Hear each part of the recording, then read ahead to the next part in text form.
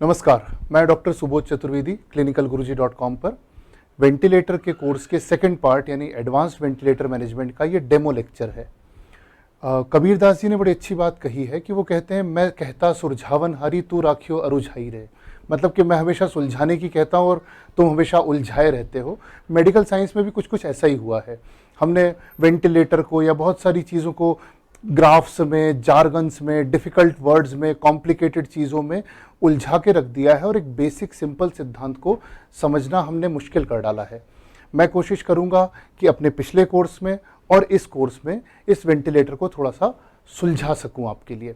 मेरा पिछला वेंटिलेटर का कोर्स बेसिक वेंटिलेशन बहुत अप्रिसिएट किया गया। करीब 450 से ज़्यादा लोगों ने उसमें रजिस्टर किया और उनके फीडबैक के आधार पर मैंने ये सेकेंड पार्ट बनाया है। फर्स्ट कोर्स में हमने वेंटिलेटर के मोड्स बहुत डिटेल में डिस्कस किए थे। इस डेमो लेक्चर में हम उन मोड्स को एक 15-20 मिनट में जल्दी से समझने की कोशिश करेंगे। तो हमारा टॉपिक है वेंटिलेटर के मोड्स का रिवीजन। बिल्कुल तुरंत शुरू करते हैं इसको। पहले कुछ टर्म्स को सॉर्ट आउट कर लें। आपको सबको आती हैं पर एक बार रिवाइज कर लें। सबसे पहले नेगेटिव प्रेशर वेंटिलेशन और positive pressure ventilation. Negative pressure ventilation का मतलब होता है जब हम नॉर्मली सांस लेते हैं और अंदर सांस खींचते हैं, एस्पायर करते हैं, इंस्पायर करते हैं और निगेटिव सक्शन लगा के हवा को अंदर खींचते हैं। पॉजिटिव प्रेशर वेंटिलेशन का मतलब है कि जब वेंटिलेटर हवा को फूंकता है, एक प्रेशर जनरेट करता है और एक टाइडल वॉल्यूम जनरेट करता है। ऐसी ही दो टर्म्स और हैं, आपको ऑलरेडी आती हैं। एक होता है इन्वेजिव वेंटिलेशन और एक होता है नॉन इन्वेजिव वेंटिलेशन। इन्वेजिव का मतलब है जब किसी नली के द्वारा एंडोट्रेकियल ट्यूब मुंह से या नेजोट्रेकियल इंट्यूबेशन करके या ट्रेकियोस्टोमी करके किसी भी तरह से उसको वेंटिलेटर से जोड़ा जाए तो वो इन्वेजिव है। यदि किसी मास्क की सहायता से, किसी HFNC की सहायता से, किसी नेजल कैन्यूला की सहायता से ऑक्सीजनेट वेंटिलेट किया जाए तो वो नॉन इन्वेजिव वेंटिलेशन है। ये बहुत बेसिक बात है, आपको सबको आती है, जस्ट एक रिविजन के लिए हमने किया। फिर ये दो टर्म्स भी आपको हमेशा से आती हैं, प्रेशर कंट्रोल और वॉल्यूम कंट्रोल। अब थोड़ा सा बारीकी में जाते हैं। हम मानते हैं कि प्रेशर कंट्रोल एक मोड होता है, वॉल्यूम कंट्रोल एक मोड होता है। ऑन द कॉन्ट्रेरी ये चीज़ें वेरिएबल्स हैं। वेरिएबल का मतलब कि इनमें से हम एक को कंट्रोल कर सकते हैं और दूसरा ऑटोमेटिकली डिफाइन होता है। प्रेशर कंट्रोल में हम प्रेशर कंट्रोल करते हैं और वॉल्यूम डिफाइन होता है। वॉल्यूम कंट्रोल में हम वॉल्यूम को कंट्रोल करते हैं और प्रेशर डिफाइन होता है। नहीं समझ में आया? मुझे भी नहीं आया, ट्राई करते हैं। मैं दही की दुकान पे जाता हूँ, दही की कीमत 80 से लेके 120 रुपए किलो तक होती है। अब मेरे पास चॉइस है। अगर मेरे पास केवल 50 का नोट है, मैं कहता हूँ 50 रुपए का दही देना। अब दही की कीमत यदि 100 रुपए है तो मेरे पास 500 ग्राम आएगा। यदि 110 रुपए है तो 500 ग्राम से थोड़ा सा कम आएगा। यदि 80 रुपए है तो 500 ग्राम से थोड़ा ज़्यादा आ जाएगा। पर मेरा नोट का साइज़ फिक्स था कि मुझे 50 रुपए का ही लाना है, उससे ज़्यादा पैसे नहीं है मेरे पास। वैसे वर्षा करते हैं, मुझे कोई रेसिपी बनाने के लिए एग्जैक्ट आधा किलो दही चाहिए। अब दही का भाव कुछ भी हो, मैं कहूँगा भैया एग्जैक्ट आधा किलो दही देना, तो वो दही हो सकता है 50 रुपए का आए, हो सकता है 65 रुपए का आए, हो सकता है 45 रुपए का आए। एग्जैक्टली वॉल्यूम कंट्रोल और प्रेशर कंट्रोल ऐसे ही चलते हैं। डिपेंड इस पे करता है कि आपको क्या चाहिए। अगर आपको फिक्स टाइडल वॉल्यूम चाहिए तो आप वेंटिलेटर को कहेंगे 500 ml का टाइडल वॉल्यूम दो। वेंटिलेटर कहेगा ये लो दिया, पर इसमें प्रेशर इतना बना, तुम्हें चाहिए कि नहीं चाहिए। वैसे वर्षा आप कहोगे कि वेंटिलेटर इसका प्रेशर 30 से ज़्यादा मत जाने देना। वेंटिलेटर कहेगा नहीं जाने दूंगा, पर उसमें टाइडल वॉल्यूम 350 का ही मिलेगा, चला लोगे। बस एग्जैक्टली इतना ही है वॉल्यूम कंट्रोल और प्रेशर कंट्रोल। हम कहेंगे कि वॉल्यूम इतना, वेंटिलेटर कहेगा कि ठीक है वॉल्यूम इतना, पर उसमें प्रेशर इतना ही मिलेगा। हम कहेंगे प्रेशर इतना, तो कहेगा कि हाँ ठीक है प्रेशर इतना ही जाने दूंगा, पर वॉल्यूम से समझौता करना पड़ेगा। तो ये कंट्रोल वेरिएबल्स हैं, ये मोड्स नहीं है। अब वॉल्यूम कंट्रोल में 3 मोड्स हो सकते हैं, CMV, ACMV, SIMV, और प्रेशर कंट्रोल में भी 3 मोड्स हो सकते हैं, CMV, ACMV, SIMV। थोड़ा सा एडवांस लेक्चर है, अगर आपने बेसिक कोर्स पढ़ा है तो ये सब आपको इजीली समझ में आ रहा होगा। आगे चलते हैं। तो मोड्स हैं 2 तरह के, सिंप्लीफाई करने की कोशिश करते हैं। कुछ मोड्स ऐसे हैं जो कहते हैं कि तुम सांस लो, हम तुम्हारी मदद करेंगे, और कुछ मोड्स हैं जो कहते हैं कि सांस हम देंगे। असिस्ट मोड्स हैं CPAP, BiPAP और PSV। इन्हें नॉन इन्वेजिव और इन्वेजिव दोनों तरीके से इस्तेमाल किया जा सकता है। थोड़ा सा शब्दांतर हो जाता है कि बाईपैप मोस्टली हम नॉन इन्वेजिव वाले को कहते हैं, फिर एक वेंटी बाईपैप हो जाता है जब हम वेंटिलेटर के थ्रू नॉन इन्वेजिव वेंटिलेशन देते हैं। अल्टीमेटली ये सब एनआईवी और इन्वेजिव वेंटिलेशन दोनों में ही इस्तेमाल की जा सकते हैं, सिर्फ शब्दों का भेद है, अभी अपन समझेंगे इनको। कंट्रोल मोड्स में वेंटिलेटर कहता है कि मैं सांस दूंगा, अगर तुम नहीं लोगे तो भी दूंगा, और अगर तुम बिल्कुल नहीं ले रहे होगे तो भी मैं दूंगा। कंट्रोल मोड्स हैं कौन से? सीएमवी, एसीएमवी और एसआईएमवी। एक एक करके इन सारे मोड्स को हम अगले 10 मिनट में समझ लेंगे और फिर आगे की बात करेंगे। तो तुम सांस लो वाले मोड्स कौन से हैं? जिनमें पेशेंट को स्पॉन्टेनियस ब्रीदिंग अलाउड है, और बल्कि स्पॉन्टेनियस ब्रीदिंग को ही प्रोत्साहित किया जा रहा है। सबसे पहले ऐसा समझते हैं कि मान लीजिए हम एक पंखे के सामने बैठे हैं और पंखा हमारे चेहरे पे हवा फेंक रहा है, एक कांस्टेंट हवा फेंक रहा है पंखा हमारे चेहरे पे, समझ लीजिए 5 की रफ्तार से। तो जब हम सांस लेते हैं तो वो हवा साथ में अंदर जाती है, हमें ब्रीदिंग में हेल्प करती है। जब हम सांस छोड़ते हैं तो वो हवा एक हल्का सा रेजिस्टेंस क्रिएट करती है, जो कि हमारे एल्वियोलाई को अंदर कोलैप्स नहीं होने देता और ओपन रहने देता है। हमारे सांस लेने से उसको कोई फर्क नहीं, बस पंखा अपनी स्पीड पे चल रहा है, एक कंटिन्यूअस पॉजिटिव एयरवे प्रेशर दे रहा है। सीपैप एग्जैक्टली इसी मोड पे काम करता है। कुत्ते जब गाड़ी में घूमते हैं तो अपना सिर बाहर निकाल के इसीलिए रखते हैं कि लगातार हवा उनके चेहरे पे पड़ती है, और वो सीपैप का काम करती है उनके अपर एयरवे रेजिस्टेंस को क्रॉस करने में। तो सीपैप बहुत आसान है। जब हम नॉर्मली सांस लेते हैं तो 0 एटमॉस्फेरिक प्रेशर है, जो सामने का प्रेशर है मेरे वो 786 mm ऑफ Hg है, पर उसको हम बेस लाइन के लिए 0 मानते हैं। हम उस 0 पे इंस्पिरेशन लेते हैं, एक्सपिरेशन लेते हैं और एक वेव फॉर्म बनाते हैं। जब वेंटिलेटर पे या किसी मास्क के थ्रू हम सीपैप देते हैं तब भी बात वही की वही है, बस बेस लाइन ऊपर हो जाती है। अब हम 0 के अगेंस्ट ब्रीथ नहीं कर रहे हैं, हमने एक पंखा लगा दिया है 5 की रफ्तार पे और हम उसके सामने ब्रीथ कर रहे हैं। सीपैप मोड बड़ा काम का है ऑक्सीजनेशन में हेल्प करने के लिए। यदि आपके एल्वियोलाई कोलैप्स्ड हैं, चाहे कोविड में हो या किसी भी और कारण से हो, एटिलेक्टेटिक एल्वियोलाई हैं, तो उसमें सीपैप बहुत काम की चीज़ है। अगर पेशेंट आपका कंजेस्टिव कार्डियक फेलियर में है, ऐसे में सीपैप मोड बहुत काम का है उसका ऑक्सीजनेशन इम्प्रूव करने के लिए। तो ये तो हुई सीपैप की बात।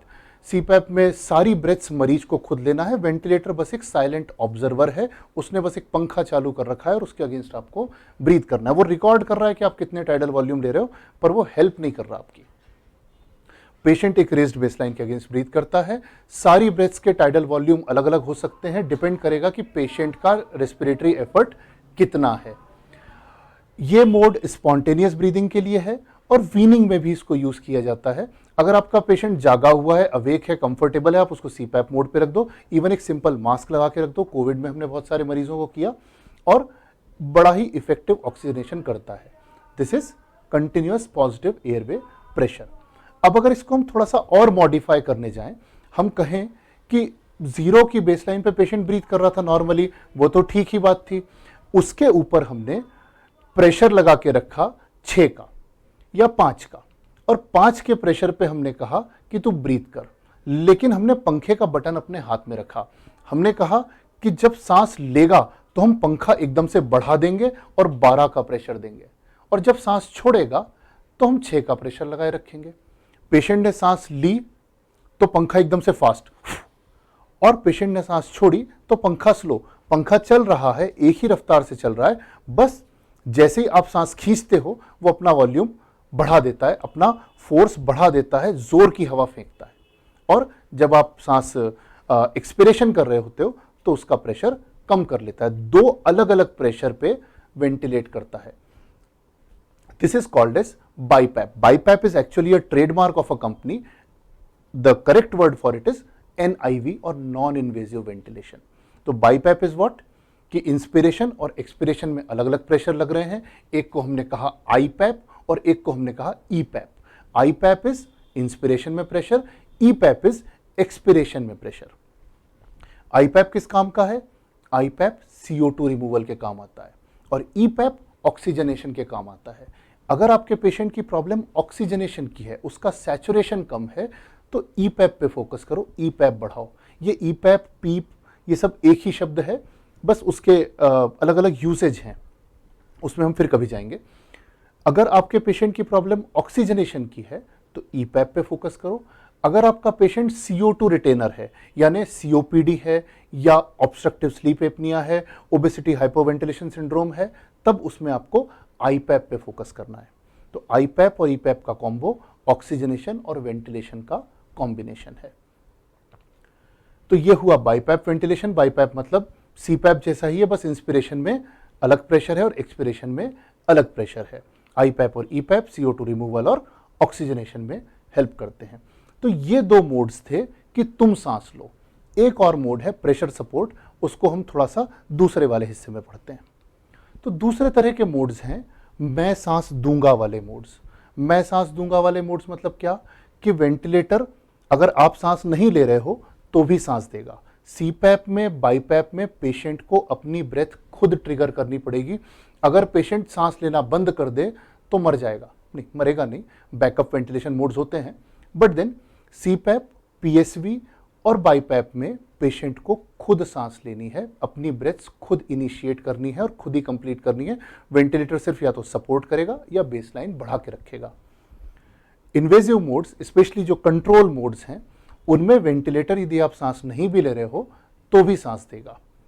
ये मोड्स रेंज करते हैं CMV, ACMV, SIMV और PSV तक। यानी कि एक तरफ तो CMV है कि तुझे कुछ नहीं करना है, सारी ब्रेथ्स में दूंगा, और एक तरफ PSV है कि सारी सांस तुझे लेनी है, मैं सिर्फ सपोर्ट करूंगा। ACMV और SIMV उसके बीच के मोड्स हैं, एक एक को हम समझेंगे। और आखिरी में एक मोड है जो इन सबका कॉम्बिनेशन है कि तू सांस ले भी ले, मैं तुझे सपोर्ट भी कर दूं, और तू नहीं ले तो मैं भी तुझे दे दूं, which is SIMV plus pressure support. एक एक करके इनको हम समझने की कोशिश करते हैं। सबसे पहले हम समझेंगे प्रेशर सपोर्ट वेंटिलेशन या PSV को। प्रेशर सपोर्ट वेंटिलेशन या पापा सपोर्ट मोड, कि तुझे जो करना है कर ले, जी ले अपनी जिंदगी, अगर तुझे कोई प्रॉब्लम आएगी तो मैं तेरे साथ हूं। मतलब सारी ब्रेथ्स ट्रिगर तुझे ही करनी है, लेकिन हर ब्रेथ पे मैं तेरा साथ दूंगा। वेंटिलेटर एक प्री डिफाइंड प्रेशर सपोर्ट तय कर लेता है, पेशेंट अपनी ब्रेथ इनिशिएट करता है, वेंटिलेटर उसके साथ वो सपोर्ट लगा देता है। यानी मैंने जैसी सांस लेने की कोशिश की, वेंटिलेटर ने 15 का प्रेशर लगा दिया, उस 15 के प्रेशर पे मैंने एक टाइडल वॉल्यूम जनरेट किया। लेकिन ये टाइडल वॉल्यूम चेंज हो सकते हैं, ये रेस्पिरेटरी रेट भी चेंज हो सकते हैं पेशेंट की विश के अकॉर्डिंग। यानी अगर पेशेंट ने ज्यादा जोर लगाया और साथ में वेंटिलेटर ने 15 दिया तो 600 ml का टाइडल वॉल्यूम आ गया। पेशेंट ने कम जोर लगाया और वेंटिलेटर ने 15 का ही प्रेशर सपोर्ट दिया तो टाइडल वॉल्यूम 400 भी आ सकता है। तो टाइडल वॉल्यूम और रेस्पिरेटरी रेट चेंज होते रहते हैं पेशेंट के अकॉर्डिंग। लेकिन सारी ब्रेथ्स पेशेंट को खुद को ट्रिगर करनी है। बहुत अच्छा मोड है, बहुत कंफर्टेबल मोड है, इसको वीनिंग में भी काम में लेते हैं, अवेक पेशेंट में बहुत काम का है ये। इसके अलावा इसे हम SIMV के साथ कॉम्बिनेशन में लगाते हैं, तो जो ब्रेथ्स मैंडेटरी नहीं है उनको ये सपोर्ट कर देता है। एक और यूज है इसका, जब पेशेंट वेंटिलेटर डिससिंक्रोनी हो रही हो तब हम PSV पे डाल के असेस कर सकते हैं कि डिससिंक्रोनी का कॉज क्या है। इसको हम कोर्स में अंदर पढ़ेंगे। तो ये तो हुआ प्रेशर सपोर्ट मोड है। ये भी वही मोड कि तुम सांस लो, मैं तुम्हारा सपोर्ट करूंगा, पर सिर्फ सपोर्ट करूंगा, ट्रिगर तुम्हें करना है। दूसरा एक्सट्रीम जो है वो है continuous mandatory ventilation. Continuous mandatory ventilation का मतलब है कि तू चुप रहे, तुझे कुछ नहीं पता, हम डॉक्टर हैं, हमें पता है कि तुझे 500 का ही टाइडल वॉल्यूम चाहिए और 12 के ही रेट पे चाहिए।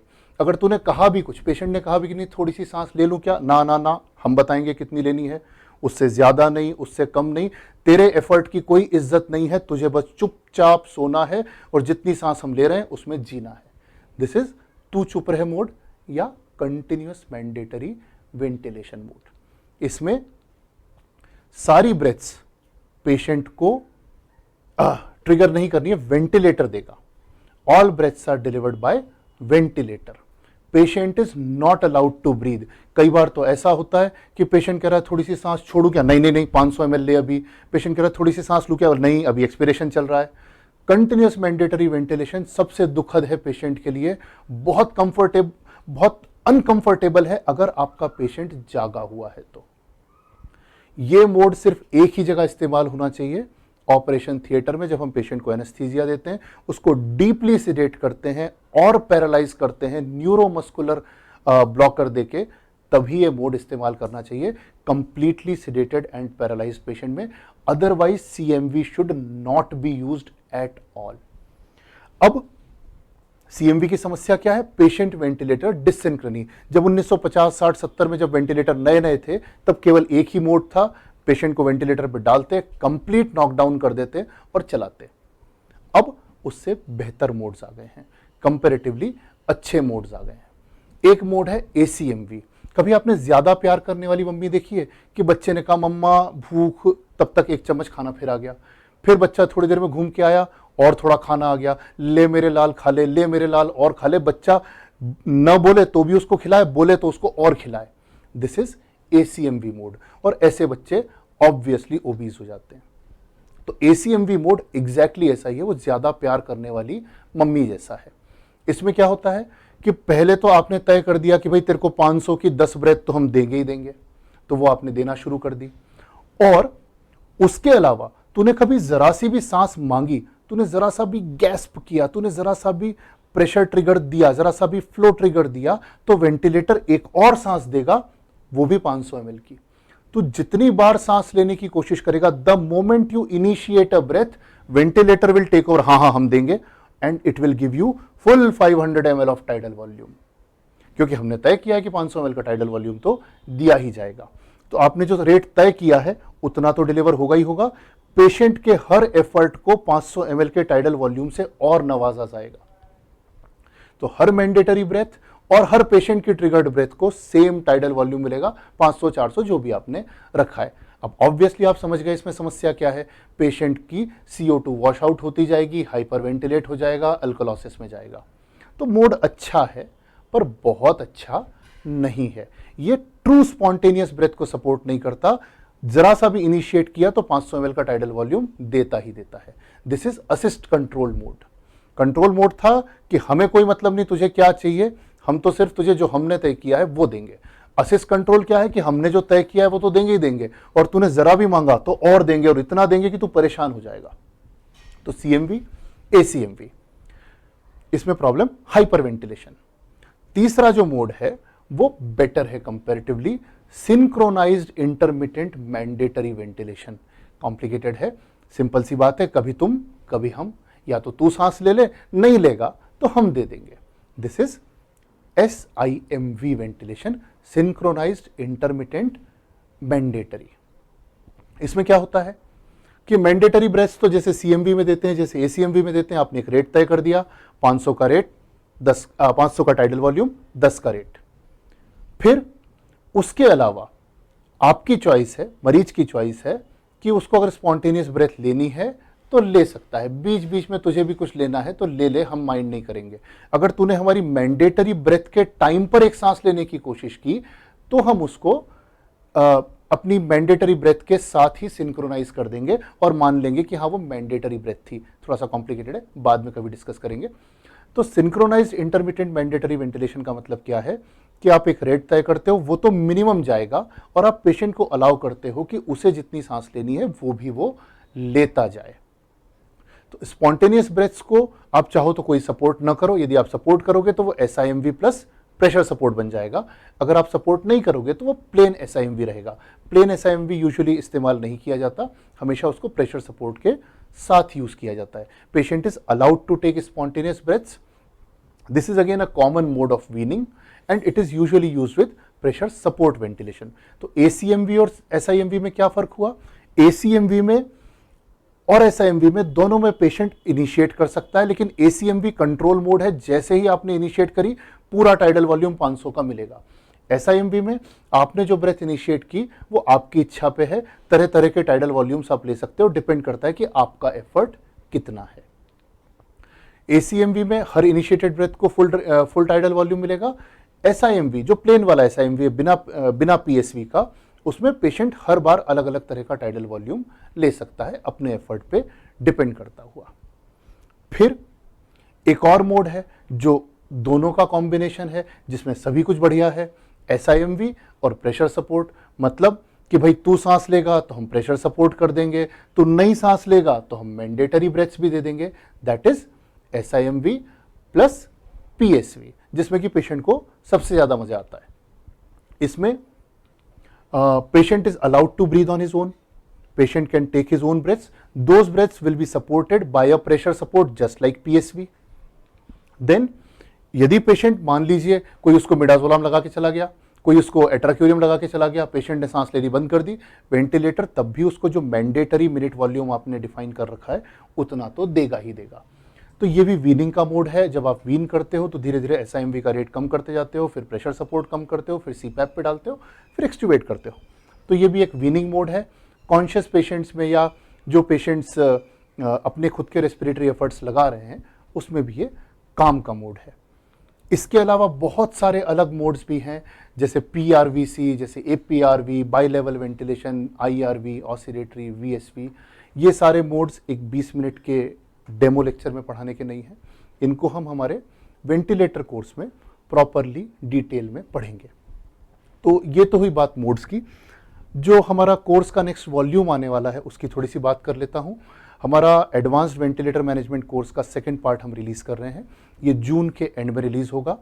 इसमें करीब 8 से 10 घंटे का लर्निंग होगा जैसा पहले पार्ट में था, और इसमें हम जो पहले पढ़े थे उससे और आगे का और इन डेप्थ पढ़ेंगे कि अलग अलग डिजीज़ेस में कैसे सेटिंग्स रखनी है, कैसे ट्रबल शूट करना है, अनकॉमन मोड्स पढ़ेंगे।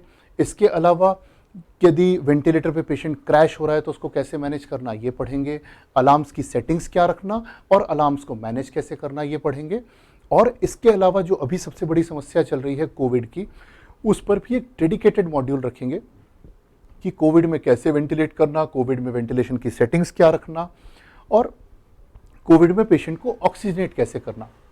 मुझे कई बार लगता है कि कोविड में हम बहुत सारी गलतियां हमारी साइड से भी हैं, हालांकि बीमारी बहुत ख़राब है, पर कई बार मुझे लगता है कि हम डेलिबरेटली भी कुछ डिले कर जाते हैं जिसके के कारण पेशेंट रिवाइवल स्टेट से पहले ही क्रैश हो जाता है।